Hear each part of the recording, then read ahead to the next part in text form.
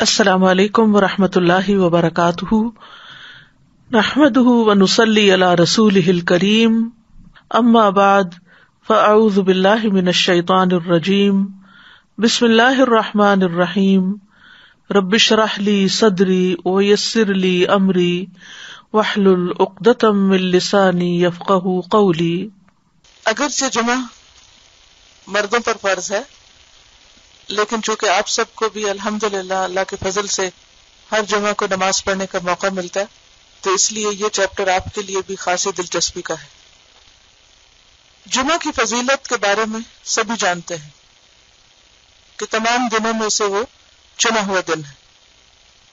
آپ نے دیکھا ہے کہ اللہ تعالیٰ نے جتنی بھی چیزیں بنائی ہیں سب کو برابر نہیں بنایا، خواہ وہ انسان ہو، خواہ درخت ہو، خواہ دن ہو یا مہینے ہو یا سال ہو، یا اسی طرح خود انسان کے جسم کے اندر اعضاء ہو، ہر چیز میں درجے رکھے، پیغمبروں میں درجات رکھے، انسانوں میں رکھے، اور یہ اللہ تعالیٰ کا بنایا ہوا ایک نظام ہے۔ اس کی کیا حکمت ہے وہی بہتر جانتا ہے۔ دنوں میں سے بہترین دن جمعہ کا دن ہوتا ہے۔ صحیح مسلم کی روایت ہے، خیر یوم طلعت فیہ الشمس یوم الجمعۃ، بہترین دن جس دن سورج نکلتا ہے، طلوع ہوتا ہے، وہ جمعہ کا دن ہے۔ وفیہ خلق آدم علیہ السلام، اسی دن آدم علیہ السلام کی تخلیق کی گئی، یعنی جمعہ کے دن۔ وفیہ ادخل الجنۃ، اور اسی دن میں وہ جنت میں داخل کیے گئے۔ وفیہ اخرج منہا، اور اسی دن وہ جنت سے نکالے گئے۔ ولا تقوم الساعۃ الا فی یوم الجمعۃ، اور قیامت قائم نہ ہوگی مگر جمعہ کے دن۔ تو اس سے پتہ چلتا ہے کہ جمعہ کا دن اسلام میں ایک اہم دن ہے، اور اس سے کئی ایک تاریخی کام بھی وابستہ ہیں۔ خود انسانوں کی تخلیق کا آغاز اسی دن میں ہوا۔ عام مسلمانوں کے لیے جمعہ کا دن ایک عبادت کا دن ہے، یعنی کس اعتبار سے اسے دوسرے دنوں پر فضیلت ہے؟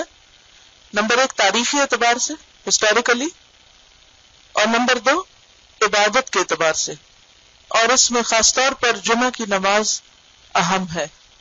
سورۃ الجمعہ آیت نمبر 9 میں اللہ سبحانہ وتعالی ارشاد فرماتے ہیں، یا ایھا الذین آمنوا اذا نودی للصلاۃ من یوم الجمعۃ فاسعوا الی ذکر اللہ وذروا البیع، اے لوگوں جو ایمان لائے ہو، جب جمعہ کے دن نماز کے لیے پکارا جائے، آذان دی جائے، تو اللہ کے ذکر کی طرف دوڑ پڑو، یعنی سب کام کاج چھوڑ دو۔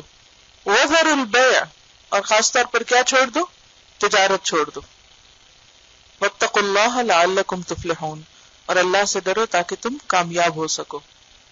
تو گویا جمعہ کا دن کامیابی حاصل کرنے کا دن ہے۔ جمعہ کی نماز مردوں پر واجب ہے۔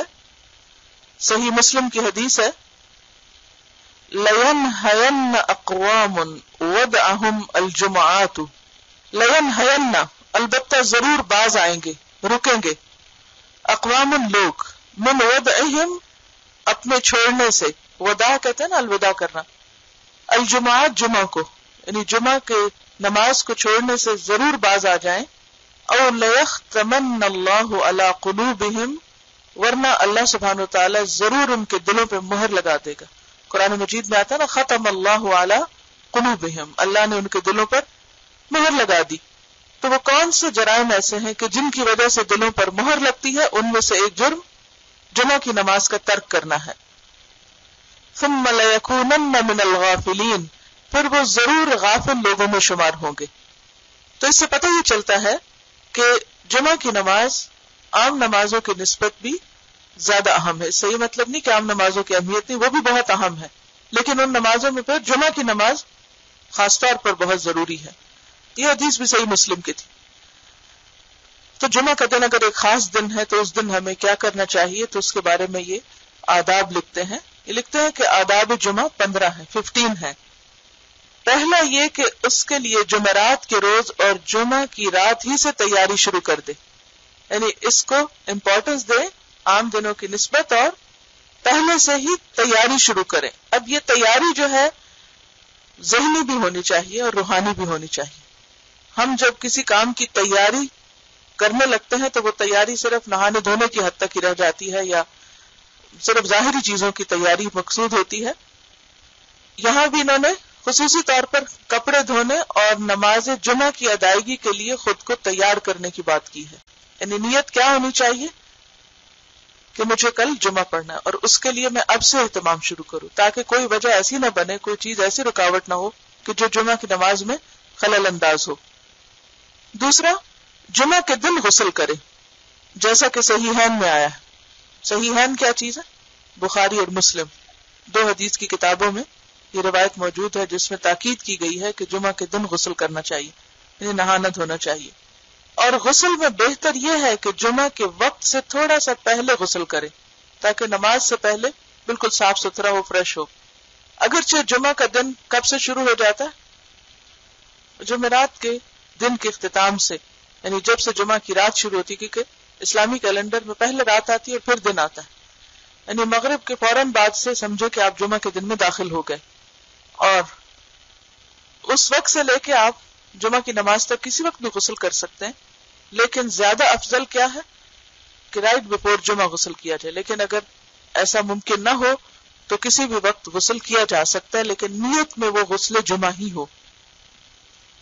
تیسرا, بدن کو پاک صاف کر کے خوشنما بنائے, یعنی زینت کا بھی اہتمام کرنا چاہیے کیونکہ اہم دن ہے.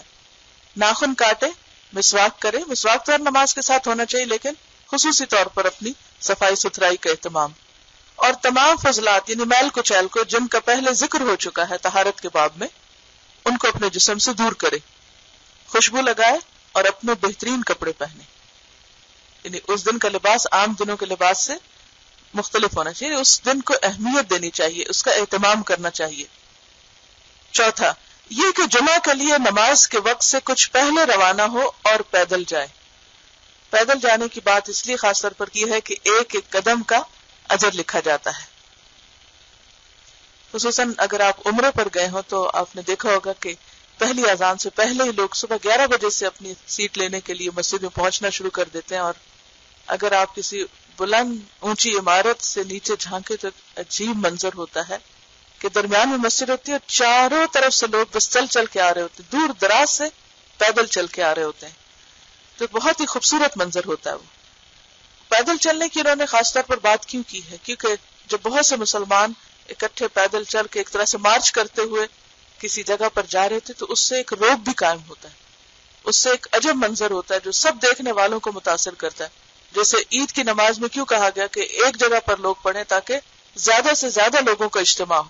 اور جمعہ کا لفظ بھی جمع ہونے سے, اس کا روٹ جیم میم عین ہے, یعنی جمعہ اسی وقت بنتا ہے جب آپ جمع ہوں, اکٹھے ہوں, اور وہ ظاہر ہے کہ جامع مسجد میں ہی ہو سکتا ہے. جامع مسجد کی طرف جانے والے پر لازم ہے کہ وقار اور تسلی اور خشوع سے چلے, یعنی اپنی چال کے اندر بھی ایک احساس پیدا کرے کہ وہ ایک خاص کام کے لیے جا رہا ہے. یعنی آہستہ آہستہ چلے, ہمبل ہو اس کی چال. ویسے بھی عباد الرحمن کی چال کیسے ہوتی ہے؟ وَعِبَادُ الرَّحْمَنِ الَّذِينَ يَمْشُونَ عَلَى الْأَرْضِ هَوْنًا, لیکن خصوصاً جب وہ عبادت کے لیے جا رہے ہیں. مثلاً یہاں سے بھی آپ اس کمرے سے لے کر مسجد تک جب جاتے ہیں تو نماز کے وقت چال جو ہے اس کے اندر ایک وقار اور ایک خشوع ہونا چاہیے. اس میں ہنستے کھیلتے اور غفلت کے ساتھ نہیں جانا چاہیے کیونکہ اس کا اثر پر نماز پہ پڑتا ہے. جس موڈ اور جس طریقے سے آپ نماز میں داخل ہوں گے, مسجد میں داخل ہوں گے, اسی کا غلبہ ہوگا اور پھر نماز میں بھی وہی کیفیت ہوگی. لیکن اگر آپ اس خشوع کا اہتمام پہلے سے شروع کر دیں, اور خشوع اصل میں دل کا خشوع ہوتا ہے, دل کا جھکاؤ ہوتا ہے, دل کا احساس ہوتا ہے, تو اس حالت کے ساتھ اگر آپ قدم اٹھاتے ہیں اور اللہ کا ذکر کرتے ہوئے اس طرف بڑھتے ہیں تو یقینی طور پر آپ جمعے کے اندر ایک حقیقی روحانیت محسوس کریں گے. اور پھر یہ کہ تسلی کے ساتھ جائے, سکون کے ساتھ, دھکم پیل نہ کرے, کسی کو رش نہ کرے, کسی کو کاٹے نہیں اور کسی کو دھکا دے کے رستہ بنا کے نہ جائے, بلکہ لوگوں کا بھی خیال رکھے کہ اگر اس کے آگے کوئی بچہ ہے یا کوئی بزرگ ہے یا کوئی اور مشکل ہے تو پھر کوئی اور راستہ اختیار کر لے جو شارٹ کٹ ہو اور لوگوں کو تکلیف نہ دے. اگر وہ جلدی پہنچنا چاہتا ہے کہ وہ پہلی صف تک جا پہنچے, اور اگر وہ ممکن نہ ہو تو پھر جس حال میں ہے وہیں پر صبر کے ساتھ آہستہ آہستہ قدم اٹھا کر جائے. جامع مسجد کی طرف جانے والے پر لازم ہے کہ وقار اور تسلی اور خشوع سے چلے اور مسجد سے نکلنے کے وقت تک مسجد میں اعتکاف کرنے کی نیت کرے. اعتکاف ہوتا ہے ایک جگہ جم کر بیٹھ کر اللہ کی عبادت کرنا اور اللہ کا ذکر کرنا. مراد اس سے یہ کہ جتنی دیر مسجد میں ہو جب اعتکاف کی نیت کرے گا تو پھر کوئی دنیا کی باتیں نہیں کرے گا. پھر اس میں یا تو وہ خطبہ سنے گا، نماز پڑھے گا، نوافل ادا کرے گا، ذکر کرے گا، تسبیح کرے گا، قرآن کی تلاوت کرے گا، لیکن ادھر ادھر کی ہنسی مذاق اور گپ شپ سے پرہیز ہوگی. پانچواں یہ کہ لوگوں کی گردنیں نہ پھلانگے اور معقول گنجائش کے بغیر دو آدمیوں کے درمیان میں نہ بیٹھے. آپ صلی اللہ علیہ وسلم ایک مرتبہ خطبہ دے رہے تھے تو ایک شخص دیر سے آیا، لیٹ آیا، اور پھر آتے ہوئے لوگوں کو کاٹتا ہوا آگے آ کے بیٹھا. تو آپ صلی اللہ علیہ وسلم نے فرمایا آنیت و آبیت، دیر سے آئے ہو اور تکلیف دے رہے ہو. یعنی اگر تمہیں اتنا ہی شوق تھا کہ اگلی صف میں بیٹھتے اور قریب ہو کے خطبہ سنتے تو پھر اس کے لیے آنا بھی جلدی چاہیے تھا، تاخیر نہیں کرنی چاہیے تھی. تو یا تو انسان پھر بہت پہلے گھر سے نکلے تاکہ لوگوں سے پہلے وہ اگلی صف میں بیٹھے، یا پھر یہ ہے کہ اگر تاخیر سے آئے تو جہاں جگہ ملے وہاں بیٹھ جائے. لیکن جہاں جگہ سے مراد یہ نہیں کہ آپ راستے میں بیٹھ جائیں اور لوگوں کے لیے بلا وجہ دشواری پیدا کریں کہ وہ لازمی پر آپ کی گردنیں پھلانگ کر ہی جائیں. جگہ خالی ہے تو پھر بچتے بچاتے. گردن پھلانگنے سے مراد یہ کہ دو لوگ جڑ کے بیٹھے تو ان کے کندھے کے اوپر سے پھلانگے. اور اسی طرح اگر تھوڑی جگہ ہے اور اس کو وہ جگہ پسند ہے تو وہ اپنی مرضی کرنے کے لیے ان لوگوں کو ہٹا کے تو خود بیچ میں گھس کے نہ بیٹھے. ویسے بھی آداب مجلس کے خلاف ہے کہ لوگوں کو ستا کے اور ساری مجلس کو ڈسٹرب کر کے ان کے بیچ میں جگہ بنانا. یعنی پھر جہاں پر خالی جگہ اور مناسب ہو وہاں بیٹھے. بات یہ ہے کہ جو پہلے آنے والے ہیں ان پر لازم ہے کہ وہ پہلی صفوں کو پورا کریں. یہ بات درست نہیں ہے کہ پہلی صفوں کو خالی چھوڑ کر انسان آخری صف میں کھڑا ہو جائے، الا ہی کہ کوئی مجبوری ہو. بعض اوقات ایسا ہوتا ہے کہ کوئی بچے چھوٹے ہیں یا فوراً نکلنا ہوتا ہے یا کوئی اور مسئلہ ہے تو اس میں انسان پیچھے کھڑا ہو سکتا ہے لیکن سائڈ پر ہو کر، ایک طرف ہو کر. ورنہ عام نمازوں میں بھی اور جمعے کی نماز میں بھی مسجد میں رینڈملی ادھر ادھر نہیں بیٹھنا چاہیے بلکہ آگے آگے ہو کر بیٹھنا چاہیے تاکہ دوسروں کے لیے تکلیف کا باعث نہ ہو. کیونکہ لکھا کہ ہاں اگر کوئی خالی جگہ دیکھے تو آگے چلا جائے، لیکن اس میں بھی تھوڑا بے شک طویل راستہ ہو مگر لوگوں کو اذیت نہ ہو. اس سے آپ اندازہ کر سکتے ہیں کہ ہمارے دین میں عبادات کے آداب کیا ہیں. اپنی عبادت کے لیے اور اپنی تسبیح کے لیے آپ دوسروں کو مت ستائیں. چھٹا یہ کہ کسی نمازی کے آگے سے نہ گزرے. اگر کوئی نوافل وغیرہ پڑھ رہے ہیں تو اس صورت میں آگے سے نہ گزرے. خصوصاً حرم میں جو سب سے زیادہ تکلیف دہ چیز ہوتی ہے وہ یہ کہ لوگ اس بات کا بالکل دھیان نہیں کرتے کہ کون نماز پڑھ رہا ہے. نماز پڑھنے والے کو بھی چاہیے کہ اپنے آگے کو سترہ رکھ لے، خواہ اپنا بیگ ہو یا کوئی بھی چیز ایسی ہو تاکہ دوسرے اگر گزرے تو پھر اس کے پار سے گزرے. اور اسی طرح اگر کوئی گزر رہا ہے تو ہاتھ سے روکنا بھی چاہیے، گزرنا نہیں دینا چاہیے. بعض اوقات بچے کھیل بنا لیتے ہیں، ہر وقت نمازی کے آگے سے گھوم پھر رہے ہیں. تھوڑا بہت تو ٹھیک ہے لیکن بچوں کو بھی ادب سکھانا چاہیے اور عین نماز کے وقت میں انہیں گھومنے نہیں دینا چاہیے، کیونکہ بعض اوقات گھومنے کا بھی اندیشہ ہوتا ہے اور بعض اوقات دوسروں کی نماز میں خشوع میں بہت فرق پڑتا ہے. تو اگر بچوں کو ساتھ لے کر جائیں تو کوشش کریں کہ اپنے ساتھ ہی ان کو کھڑا کریں. ساتواں یہ کہ پہلی صف میں بیٹھنے کی کوشش کرے. اگر وہاں کوئی قباحت محسوس کرے تو پیچھے بیٹھنے میں کوئی حرج نہیں، یعنی کوئی گناہ نہیں. کیونکہ جمعہ کے احکام زیادہ تر یہ مردوں ہی کے لیے ہیں. اس کا یہ مطلب نہیں کہ عورتیں نہیں کر سکتی. عورتوں کے لیے ویسے پچھلی صف پسندیدہ ہے، لیکن اگر پچھلی صف میں اتنا ہنگامہ ہے یا یکسوئی نہیں ہوتی تو اس صورت میں نیت پر ڈیپینڈ کرتا ہے. مسجد نبوی کے اندر کوئی کرٹن نہیں تھا، بیچ میں کوئی پارٹیشن نہیں تھی، ایک ہی مسجد تھی. آگے مرد ہوتے تھے، بیچ میں بچے ہوتے تھے اور اس کے پیچھے عورتیں ہوتی تھی. اب یہ ہے کہ کوئی چونکہ حجاب بیچ میں نہیں تھا تو جس کی وجہ سے پھر عورتیں مردوں کے جب قریب ہوتی تو وہ پسندیدہ نہیں تھا. لیکن اگر بیچ میں باقاعدہ پارٹیشن ہے اور ایک الگ حصہ بنا ہوا ہے تو اس صورت میں اگر آپ کہیں بھی کھڑے ہو جائیں، اللہ یہ کہ آپ سمجھتے ہیں کہ پارٹیشن ایسی ہے کہ جس میں پھر وہ کیفیت نہیں آتی. کیونکہ اصل مقصود کیا ہے کہ جب ہم نماز کی حالت میں کھڑے ہوں تو ہمارے اوپر ایک خاص کیفیت آ رہی ہے اور ہر طرح کی ڈسٹریکشنز دور ہوں. اور اگر وہ ڈسٹریکشن باقی ہے اور دھیان کہیں اور ہے تو پھر وہ نقصان دہ ہے. اس لیے پچھلی صف پسندیدہ. آٹھواں یہ کہ جب امام اپنے حجرے سے باہر نکل آئے، حجرے سے مراد وہ چھوٹا کمرہ کہ جو مسجد کے ساتھ ایڈجسٹنٹ ہوتا ہے جس میں عموماً امام انتظار کرتا ہے. آپ نے دیکھا ہوگا کہ حرم کے امام حتیم میں جا کر انتظار کرتے ہیں اور پھر جب عین وقت ہوتا ہے تو فوراً نکل کر باہر آ جاتے ہیں. تو ذکر اور نفل پڑھنا ختم کر دے، یعنی امام کے ممبر پر آنے کے بعد اپنا ذکر اور اپنی تسبیح اور قرآن کا پڑھنا اور نوافل ختم. اب وہ کیا کرے؟ خطبے کی طرح متوجہ ہو جائے، الا یہ کہ آپ مسجد میں داخل ہوئے ہیں اور مسجد میں داخلے کے نفل جو ہیں وہ آپ پر واجب ہیں تو وہ ادا کر لیں. اذان کا جواب دے اور پھر توجہ سے خطبہ سنیں. اذان کا جواب دینا بہت ہی خوش قسمتی کی بات ہے، اور خصوصاً میں سمجھتی ہوں کہ یہاں آپ کو ایک طرح سے انتظار کرنا چاہیے اور اس کی طرف توجہ رکھنی چاہیے، کیونکہ اذان کا جواب دے کر یعنی خاموشی سے سن کر اس کے بعد جو دعا کی جاتی ہے وہ رد نہیں ہوتی.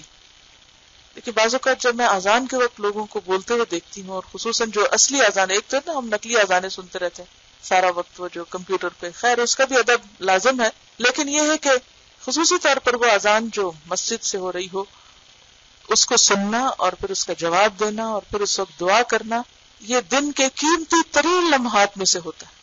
کسی بھی قیمت پر ان لمحات کو نہ گوائیں بلکہ ان کا انتظار رکھیں، کیونکہ ایک نماز کے بعد دوسری نماز کا انتظار جو ہے یا اذان کا انتظار جو ہے اسے رباط کہا گیا ہے. یہ جو قرآن پاک میں سورۃ آل عمران میں آتا ہے نا کہ یا ایھا الذین آمنوا اصبروا وصابروا ورابطوا، تو رابطوا کا مطلب تیاری بھی ہے. تو وہ تیاری کس چیز کی؟ نماز کی تیاری. اور تیاری کہاں سے شروع ہوگی؟ اذان سے.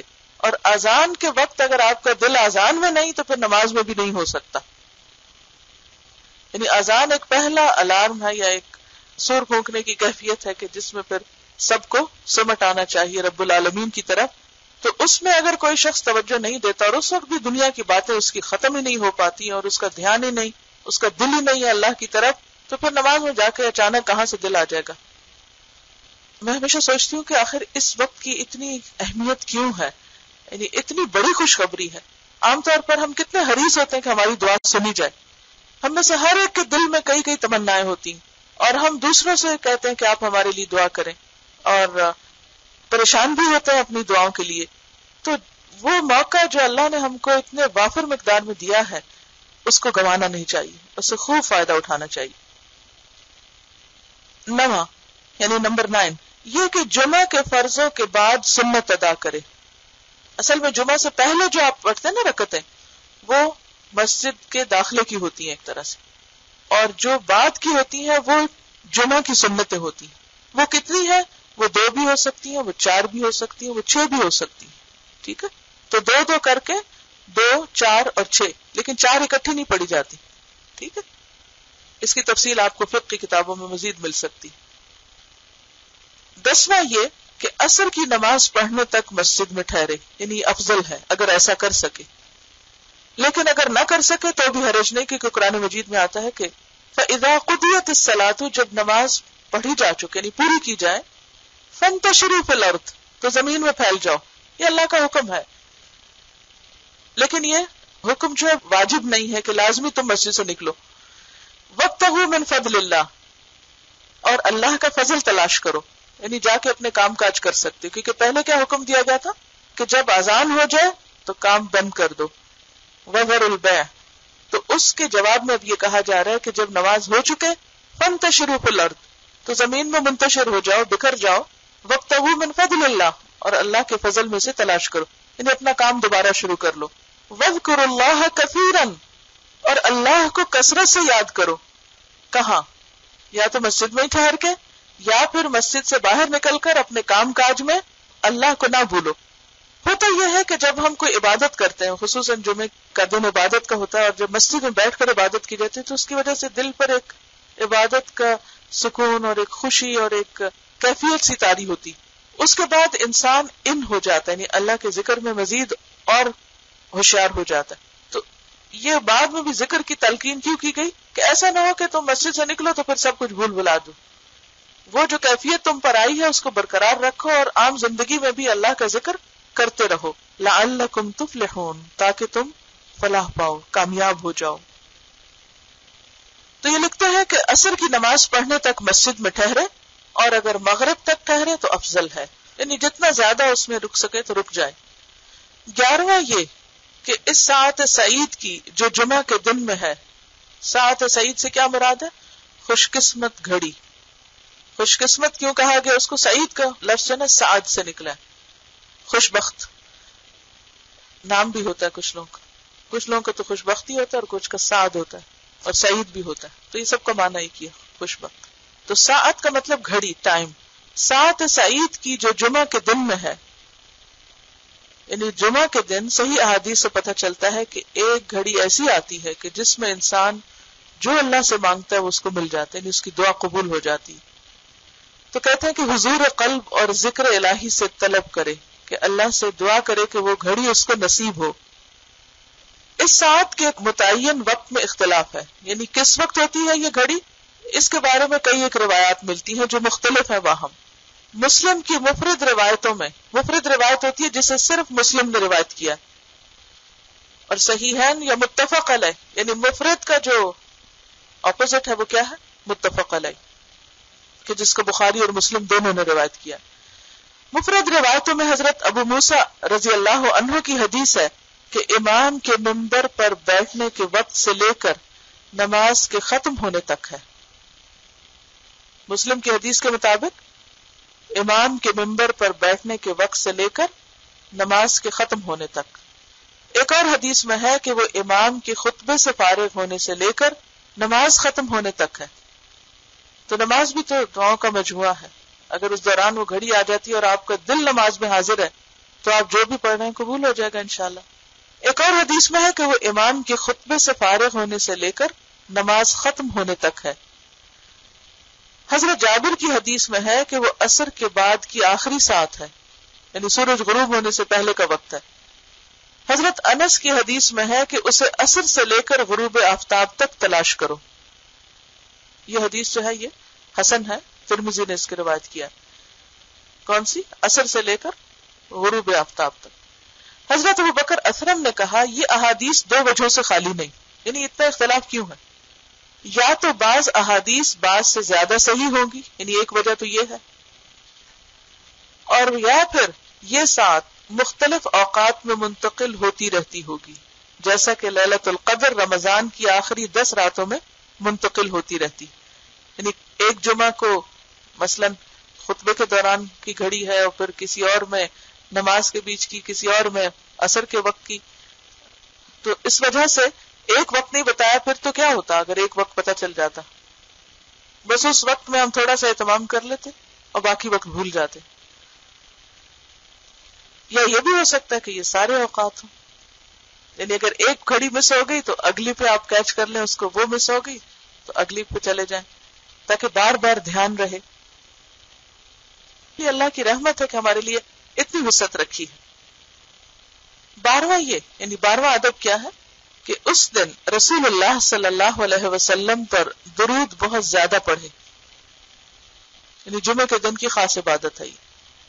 نبی صلی اللہ علیہ وسلم سے مروی ہے، اب یہ جو حدیث ہے یہ موضوع ہے، پہلے ہی بتا دوں تاکہ آپ اس کو پڑھ کر اس سے متاثر نہ ہو، کہ آپ نے فرمایا جو آدمی جمعہ کے دن مجھ پر 80 مرتبہ درود شریف پڑھے اس کے 80 سال کے گناہ معاف ہو جاتے ہیں۔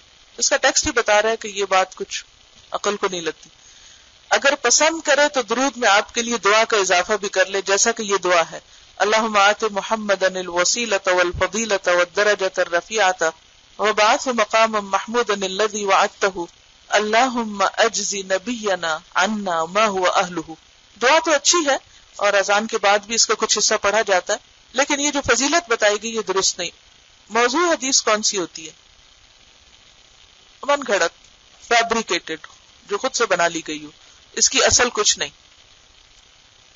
اور ترجمہ ہے اس دعا کا، اے اللہ حضرت محمد صلی اللہ علیہ وسلم کو مقام وسیلہ اور فضیلت اور بلند درجہ عطا فرما، اور آپ کو مقام محمود پر پہنچا جس کا تو نے ان سے وعدہ کیا۔ اے اللہ ہمارے نبی کو ہماری طرف سے وہ جزا عطا فرما جس کے وہ اہل ہیں۔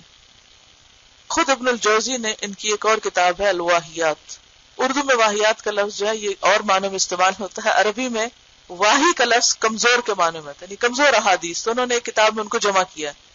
اب آپ یہ سوچیں گے کہ انہوں نے یہاں پھر کیوں لکھ دیا، تو بعض اوقات ایسا ہوتا ہے کہ ایک مؤلف ایک کتاب لکھتا ہے اور وہ لکھ چکا ہوتا ہے، یہ ایک بات بیان کر چکا ہوتا ہے، تو علم کی تو کوئی لمٹ نہیں، اس کے بعد پھر کچھ اور پڑھتا ہے تو پتہ چلتا ہے کہ یہ بات تو درست نہیں تھی، پھر وہ اپنے ہی کیے ہوئے کو کہاں کہاں سے وہ نکال کے، اب ان کی کتابیں تو انہوں نے ہزاروں صفحات لکھی، اب وہ زندگی کہاں کے پورے ہزاروں صفحات دوبارہ کھولے جائیں اور دیکھا جائے کہ کہاں میں کیا لکھ چکا ہوں.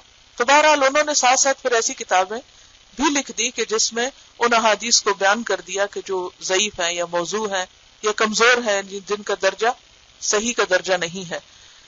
اور پھر بعد والوں کا کام یہ ہے کہ وہ جب پڑھیں اور پڑھائیں تو ان کتابوں کو بھی کنسلٹ کریں اور کراس چیک کر کے ریفرنسز اور بات کو اپنی جگہ پر فکس کریں. اردو ورژن تو چونکہ ٹرانسلیشن ہے، اس میں نہیں ہمیں پتہ چلتا کہ انہوں نے جو احادیث کوٹ کی ہیں اس کا درجہ کیا ہے، لیکن الحمدللہ عربی کا جو ورژن ہے اس میں تخریج ہوئی ہے، یعنی تخریج شدہ ہے. تو اگر آپ اردو کے ساتھ عربی کو ملا کر پڑھیں تو آپ کو پتہ چل جائے گا کہ احادیث کا مرتبہ کیا ہے. تو یہ موضوع حدیث ہے. درود کے ساتھ استغفار کو بھی ملا لے کہ اس دن میں استغفار کرنا مستحب ہے، پسندیدہ ہے، کوئی بھی ذکر اچھا ہے. 13واں یہ کہ سورۃ کہف پڑھے. حضرت عائشہ رضی اللہ عنہا کی روایت سے حدیث میں آیا ہے، اور یہ حدیث بھی ضعیف جداً ہے، صرف ضعیف نہیں بلکہ ضعیف بھی بہت زیادہ ضعیف ہے، لیکن اس کا آخری حصہ جو ہے وہ صحیح مسلم میں آیا ہے، وہ میں وہاں آپ کو بیان کر دوں گی. رسول اللہ صلی اللہ علیہ وسلم نے فرمایا، کیا میں تمہیں ایسی صورت نہ بتاؤں جس کی عظمت نے زمین و آسمان کو بھر دیا ہے، اور اس کے لکھنے والے کے لیے بھی اتنا ہی اجر ہے، اور جو اس کو جمعہ کے دن پڑھے تو اس جمعہ سے لے کر جمعہ تک، یعنی اگلے جمعہ تک، اور 3 دن کے زیادہ بھی گناہ بخش دیے جاتے ہیں. اور جو آدمی سوتے وقت اس کی آخری 5 آیتیں پڑھے تو وہ رات کے جس حصے میں بھی اٹھنا چاہے گا اللہ اسے اٹھائے گا. تو لوگوں نے کہا، ہاں اللہ کے رسول صلی اللہ علیہ وسلم ضرور بتائیے. تو آپ نے فرمایا سورۃ کہف. بہرحال ایک اور حدیث میں، اب یہ جو حدیث ہے یہ صحیح مسلم کی ہے، کہ جو اسے جمعہ کے دن یا جمعہ کی رات میں پڑھے گا، یعنی جمعہ کی رات وہی جو جمعہ سے پہلے آ جاتی، وہ فتنے سے محفوظ رہے گا. اور ایک اور بات سے پتہ چلتا ہے کہ فتنہ دجال سے محفوظ رہے گا. اور اس کی جو پہلی 10 آیتوں سے متعلق حدیث ہے وہ بھی صحیح ہے کہ جو شخص اس کی پہلی 10 آیتیں پڑھے گا، یاد کرے گا، وہ فتنہ دجال سے محفوظ رہے گا.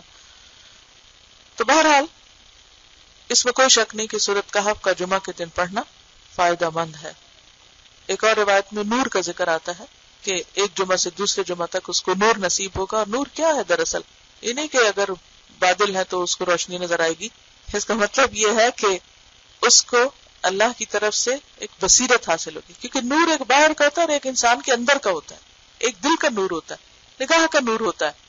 تو جب تک اندر کا نور نہ ہو انسان کا، باہر کا نور کتنا بھی ہو، بہت سے لوگ بہت روشنیوں میں رہتے ہیں، دن کے رات کو بھی روشنیوں میں رہتے ہیں، لیکن ان کے اندر بصیرت نہیں، نظر انہیں کچھ نہیں آتا، حقیقت سے آگاہ نہیں.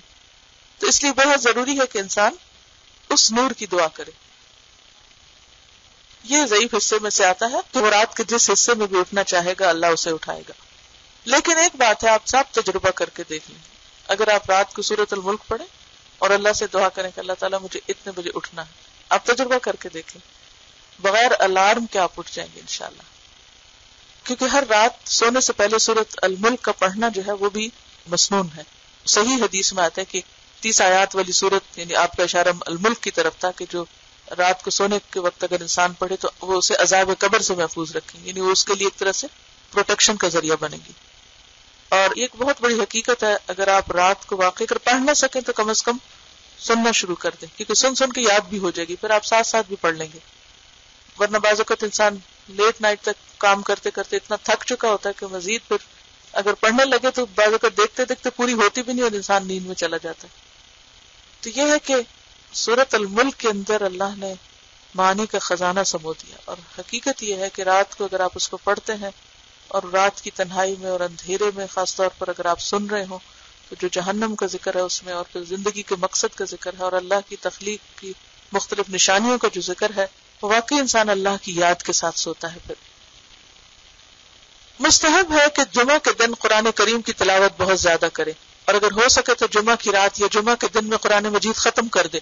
ہاں اگر پہلے سے شروع کیا ہوا تو ختم کرنے کے لیے جمعہ کا دن منتخب کر لیں، لیکن ایک دن میں سب کچھ ختم کرنے کے لیے نہیں کہا جا رہا، کیونکہ 3 دن سے کم میں ختم کرنا مستحب نہیں ہے.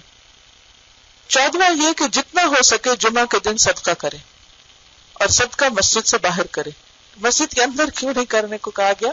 کیونکہ اس سے پھر مسجد کے آداب میں خلل آتا ہے، کیونکہ اس میں اگر پیسے کا لین دین اور باتیں شروع ہو جائیں، اور وہاں پر اگر انسان لوگوں کو ڈھونڈنا شروع کر دے تو اس میں پھر عبادت گزاروں کی عبادت میں خلل آ سکتا ہے. یہ باہر بھی بہت سارے فقراء بیٹھے ہوتے ہیں, یہاں تو خیر نہیں وہ طریقہ, لیکن یہاں بھی میں نے سنا کہ کئی مسجدوں کے باہر لوگ مانگ رہے ہوتے ہیں. لیکن یہ ہے کہ عموماً عید کے دن اور جمعہ کے دن اگر آپ مسلمان ملکوں میں دیکھیں تو مسجدوں کے باہر بہت سے ایسے لوگ آپ کو ضرورت مند نظر آتے ہیں. تو انسان ایک اگر اپنے اوپر لازم کر لے کہ کچھ نہ کچھ ساتھ لے کر چلے, نیت کر کے چلے اور اللہ کے راستے میں خرچ کرے تو یہ فائدہ مند ہے. اور صدقہ مسجد سے باہر کرے. مستحب ہے کہ جمعہ کے دن نماز تسبیح پڑھے. 15واں یہ کہ جمعہ کے دن کو آخرت کے اعمال کے لیے رکھے اور دنیا کے تمام کام اس دن چھوڑ دے. یعنی اس دن کو ہفتے میں ایک دن کم از کم خصوصی طور پر, ویسے تو مومن کا ہر لمحہ آخرت کی تیاری کے لیے ہونا چاہیے, لیکن اس دن میں خصوصی طور پر عبادت کی طرف توجہ کرے تاکہ انسان کی روحانیت مضبوط ہو. کیونکہ ہم اتنے مکینیکل ہو جاتے ہیں دنیا کے کام کر کر کے, اور بعض اوقات جیسے قرآن مجید کا پڑھنا پڑھانا بھی شروع کرتے ہیں, کچھ عرصے کے بعد وہ بھی ایک مکینیکل عمل ہو جاتا ہے. تو اس سے بچنے کے لیے بہت ضروری ہے کہ ایک دن ایسا ہو کہ جس میں عام دنوں کی نسبت زیادہ عبادت ہو, خاص عبادت ہو, اور اس کو محسوس بھی کیا جائے تاکہ انسان کے اندر ایک انرجی آئے اور وہ بہتر طور پر اللہ کا ذکر اور عبادت کر سکے. ان کا سوال ہے کہ کیا یہ مناسب ہے کہ سورۃ کہف جمعہ کے بعد پڑھ لی جائے؟ پڑھی جا سکتی کیونکہ مغرب تک جمعہ کا دن رہتا ہے, لیکن بہتر یہ ہے کہ جمعہ کی نماز سے پہلے پڑھ لی جائے, جیسے غسل پہلے کرنا ہوتا ہے. ان کا سوال ہے کہ کیا سورۃ کہف کی لسننگ جو ہے وہ ایسے ہی ہے جیسے اس کو پڑھنا جو ہے وہ پڑھنا ہی ہے, لیکن اگر کسی وجہ سے انسان پڑھ نہیں سکتا تو لسننگ بھی فائدہ دے گی, لیکن آل ٹوگیدر نہ لسننگ کرے نہ پڑھے تو یہ درست نہیں. اگر کسی کو سورۃ الملک یاد ہے اور اگر نماز نہیں پڑھنا تو کیا سورۃ ملک پڑھ سکتے ہیں؟ جی ہاں, پڑھ سکتے ہیں, کیونکہ نبی صلی اللہ علیہ وسلم ہر حال میں اللہ کا ذکر کیا کرتے تھے, اور چونکہ خواتین کے لیے یہ دن کافی زیادہ ہو جاتے ہیں تو اس میں اسے آل ٹوگیدر اللہ کے ذکر سے الگ نہیں کیا جا سکتا. سورۃ آل عمران کی آخری آیات میں آتا ہے ان فی ذلک لآیات لأولی الالباب الذین یذکرون اللہ قیاما وقعودا وعلی جنوبہم. تو جنوب یعنی اپنے پہلوؤں پر بھی اللہ کو یاد کرتے ہیں, تو اس کا مطلب ہے کہ سونے سے پہلے یا سو کر اٹھ کر یا رات کو اگر آنکھ کھلتی ہے تو اللہ کو یاد کرتے ہیں. تو اللہ کا ذکر جو ہے وہ بغیر وضو کے کیا جا سکتا ہے. ایک چیز جو جمعے کے خطبے کے حوالے سے کہنا چاہوں گی, ایک اور حدیث سے ہمیں پتہ چلتا ہے کہ اگر خطبے کے دوران کوئی بول رہا ہو یا شور کر رہا ہو تو اس کو انسان اگر صرف اتنا بھی کہتا نا چپ کر, تو اس کی بھی اجازت نہیں. آپ نے فرمایا کہ اس نے بھی لغو بات کی, تو والذین هم عن اللغو معرضون, الا یہ کہ کوئی بہت ایسی ایمرجنسی ہوگی, کوئی بہت ہی شور ہنگامہ ہو تو پھر انسان ہاتھوں سے لوگوں کو چپ کرا دے, لیکن آواز نہیں کوئی نکالنی چاہیے, بولنا نہیں چاہیے, کیونکہ اس سے وہ خطبے کے اندر خلل ہو سکتا ہے, بات سمجھ نہیں آ سکتی یا دھیان بٹ سکتا ہے. بچوں کو جمعے کے لیے لے جانا بھی چاہیے, اور بعضوں کے چھوٹے ہوتے ہیں باز نہیں آتے تو اشارے سے انہیں بلانا یا پکڑ لینا یا اٹھا کر نماز پڑھنا, یہ سب جائز ہے, ایسا کیا جا سکتا ہے. نبی صلی اللہ علیہ وسلم بعض اوقات نماز مختصر کر دیتے تھے بچوں کے رونے کی آواز سن کر, لیکن منع نہیں کیا. تو ایسی صورت میں ہمیں خود خیال رکھنا چاہیے کہ وہ حاضر تو ہو, اور اگر وہ بچپن سے حاضر ہو رہے ہو مسجدوں میں تو آپ دیکھیں گے کہ انہیں فوراً پتہ چل جاتا ہے کہ اب یہ نماز کا وقت ہے اور اس میں ہمیں کیا کرنا ہے, وہ سیکھ جاتے ہیں. ایک پیمفلٹ بھی چھپا ہوا ہے جمعہ کے آداب پر, اس کو بھی آپ لے سکتے ہیں. ان کا سوال یہ ہے کہ بعضوں کا سورۃ ملک جیسے زبانی یاد ہے اور آپ پڑھ رہے ہیں اور پڑھتے پڑھتے نیند آ جائے تو کوئی بات نہیں, وہ آپ کا اجر لکھا گیا, تو اسے اٹھ کے کمپلیٹ کرنے کی ضرورت نہیں, بس جتنی بھی ہو گئی بس ہو گئی. وآخر دعوانا ان الحمد للہ رب العالمین. سبحانک اللہم وبحمدک اشہد ان لا الہ الا انت استغفرک واتوب الیک. السلام علیکم ورحمۃ اللہ وبرکاتہ.